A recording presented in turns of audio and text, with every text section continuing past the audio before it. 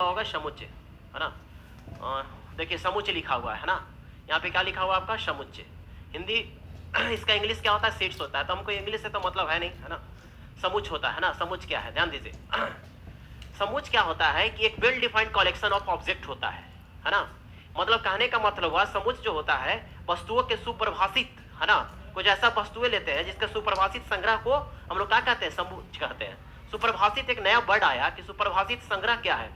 तो जो सुपरिभाषित संग्रह का मतलब होता है कि सारे व्यक्तियों को एक ही आंसर आए। जैसे मैंने बोला कि 5 नेचुरल नंबर, 5 प्राकृतिक संख्या मैंने बोला, ठीक है।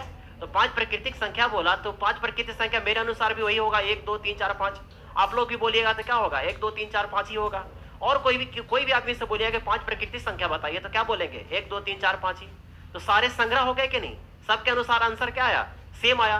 तो ऐसे ही को हम इसी को हम लोग क्या कहते हैं, समुच्चय कहते हैं। और जैसे मैंने एक एग्जांपल लिया कि दुनिया में 5 फेवरेट एक्टर, है ना, फेवरेट 5 एक्टर मैंने बोला। अब बताइए 5 फेवरेट एक्टर नाम मैंने बोला जैसे ही, तो मेरे अनुसार हो सकता है कोई और होंगे, है ना, आपके अनुसार कोई और होंगे, तो सबके अनुसार तो अलग हो गया, तो वेल डिफाइंड हुआ नहीं, ये समुच्चय कहलाएगा नहीं। समझ में आया।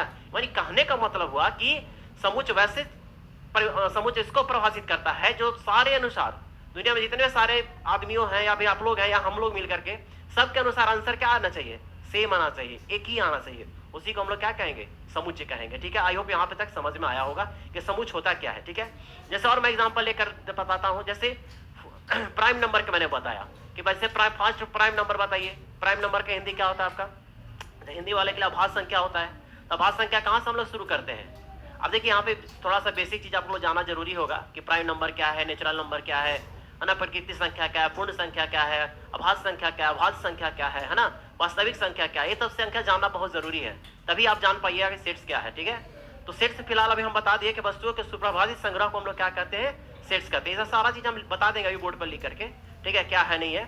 तो मतलब समुच्चय जो होता है वो सब के अनुसार सेम आंसर आना चाहिए। समुच्चय क्या होता है, सब के अनुसार सेम आंसर आना चाहिए, दैट इज कॉल्ड समुच्चय। अगर नहीं आता है तो नहीं होगा। ठीक है, जैसे हम अभी बोर्ड पे दिया हुआ सारे चीज, उसके बारे में हम डिस्कस कर लेते हैं। ठीक है, तो यहाँ पे ध्यान दीजिएगा। देखिए देखिए बताते हैं आपको, यहाँ पे देखिए लिखा हुआ है